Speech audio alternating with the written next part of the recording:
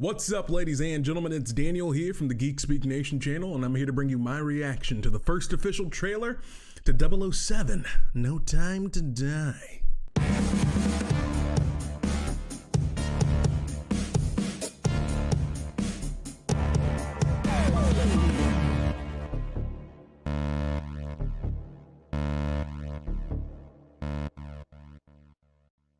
So, this is a film that I am surprised is actually getting made.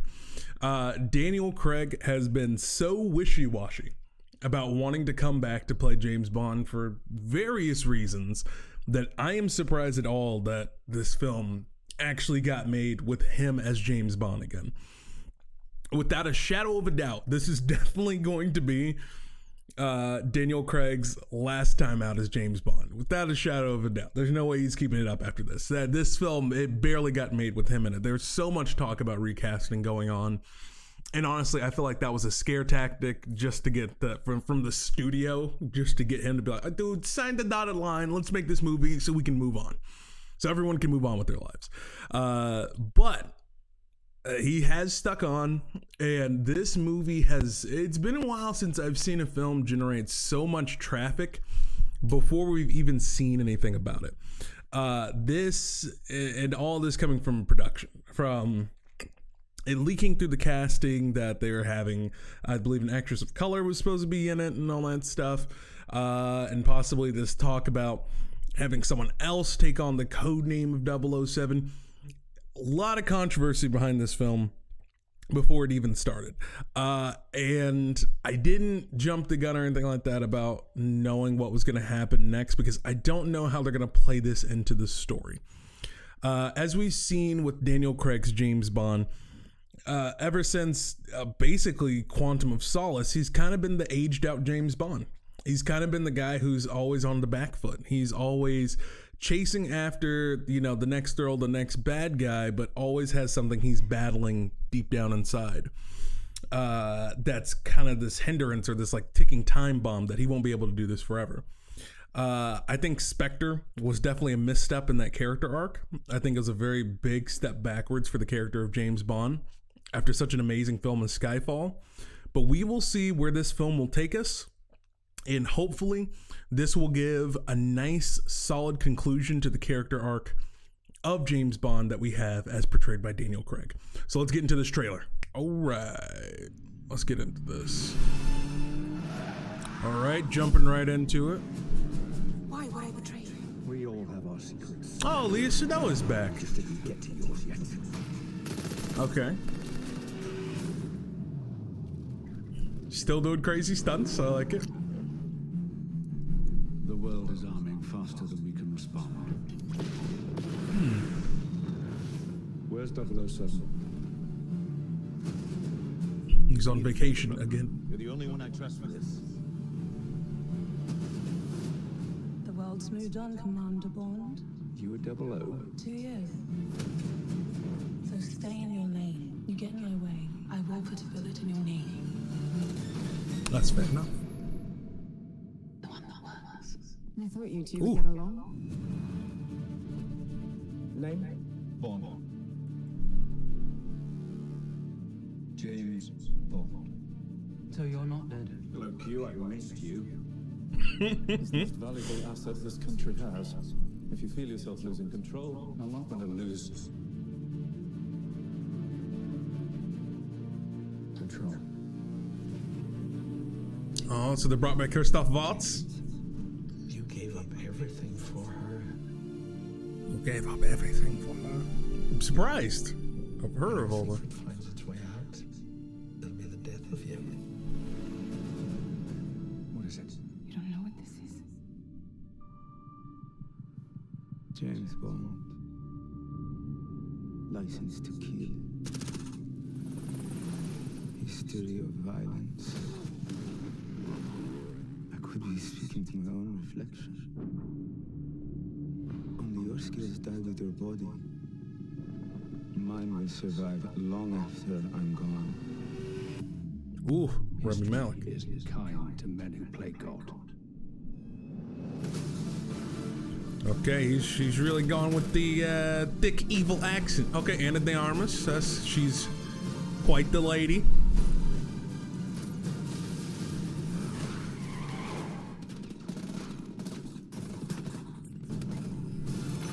Okay. We got the gun in the car. I love it.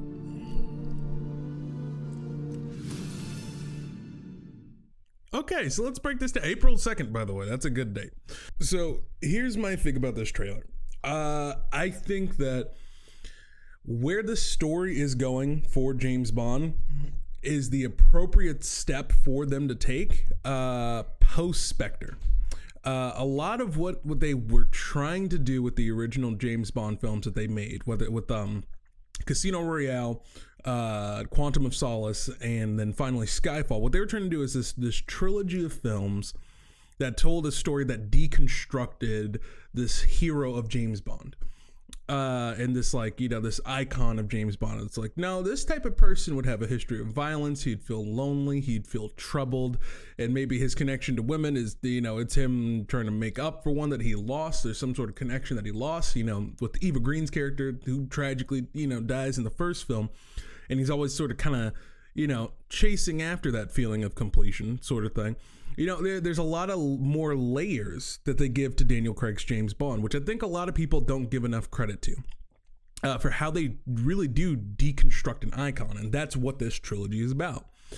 But the problem is, when you look at the fourth film, when you look at Spectre, it is, like I said before I even watched the trailer, it's a step backwards for James Bond.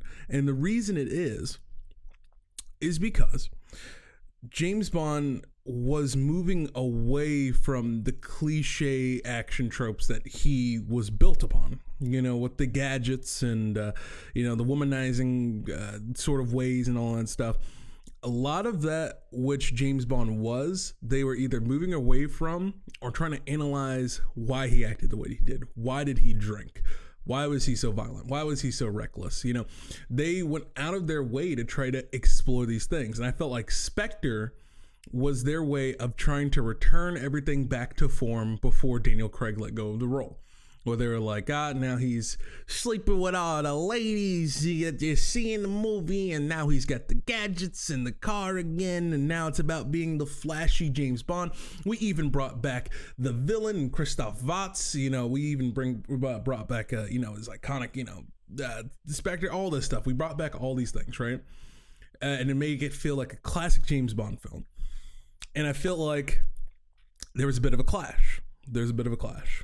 However, after watching this trailer, I feel like we are on the right path towards a proper conclusion to Daniel Craig's James Bond specifically. Because like I said, this has always been about a deconstruction of the character of James Bond, the deconstruction of what it means to be a 00. That's why we have another 00 character. You know, a lot of controversy that was brought up before the film even started was because they thought, oh, this black actress that they're casting, she's going to be the new James Bond. They're replacing her, and everyone got all an outrage and a tizzy. And it's like, well, you got to wait to see what they're doing with the story. And to me, this fits in perfectly thematically with what they're trying to do. James Bond, after the woman he meets in Spectre, played by Léa Seydoux, decides he wants to settle down again.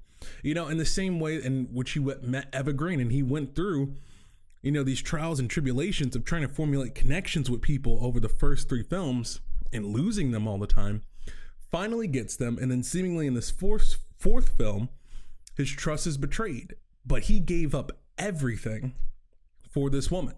And really, when it comes down to James Bond, as you explore his past, which is really non-existent in 3 and 4, you end up realizing that, you know, a lot of who he is built up in the identity of 007 or James Bond.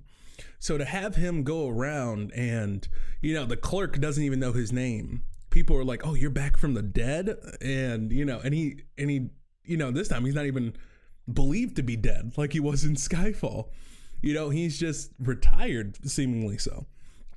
It's really, really interesting. And I think that all of this fits into play to ask the question for James Bond if he can have a normal life. Can he really do it? And to me, that is a very, very interesting question that I think if this film does it right, it has an opportunity to be a really not only entertaining film, it looks gorgeous, doesn't look as good as Skyfall in some parts of Spectre, but I mean, the film does look very well shot, very well choreographed, all that jazz. But it has the potential to be a really impactful film for the character of James Bond and end this saga of deconstructing James Bond. I think all the elements are there for a really good story. I think the thing that's going to tie it all together on whether or not this is going to work is going to be Rami Malek's villain. There's hints at the idea of, there's always been this hint ever since Casino Royale of the modern landscape is changing.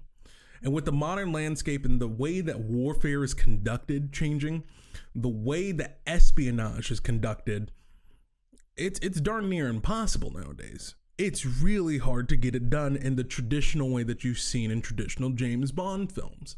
So what purpose does a man like James Bond serve in today's day and age?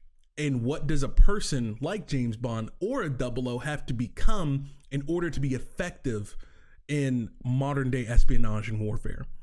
And I think you're going to see that interesting dichotomy between this new 00 and James Bond, the traditional way of things getting done and how things are getting done and what sort of compromises can be made along the way to be the most effective that one can possibly be. A lot of interesting questions. I didn't expect to go into this deep dive about James Bond and the deconstruction of an icon, of the male icon or figure or whatever. I didn't mean to go in that direction, but I feel like that's been this underlying theme of these new James Bond films that people really aren't discussing that much. And I feel like this trailer is putting a lot of emphasis on, because the emphasis wasn't really on the action. It wasn't really on, the new 00 that they have. The interest is in how are we going to finish this story and this character arc that we have and answer these questions of, can James Bond truly be happy? Can his traditional way of getting things done work effectively? And I think you're going to have this nice, interesting, tongue-in-cheek kind of resolution to all these things. And I think a prime example of that is with the car with the minigun inside of it. They're embracing more and more of these elements like they did in Spectre, but I think personally they went a little too far in Spectre with embracing older, traditional, outdated elements of James Bond that I won't get into. But I think in this film, that car is this representation of, they're playing a little tongue in cheek about, embracing older elements of the past and like this one last hoorah for James Bond, or at least in the way that we see him right now and the way that we have seen him in the past.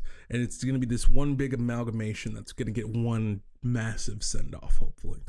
So we'll see how it goes. I enjoyed the trailer. Let me know what you think of the trailer in the comment sections down below, guys. If you liked my review, my reaction, all that jazz, go ahead and hit that like button. And if you're new here and you want to see more content like this, subscribe and hit the bell icon. Hit all to make sure you get all the notifications to stay updated on all my videos. But yeah, with that being said, guys, I'm Daniel, and don't forget to get geeky.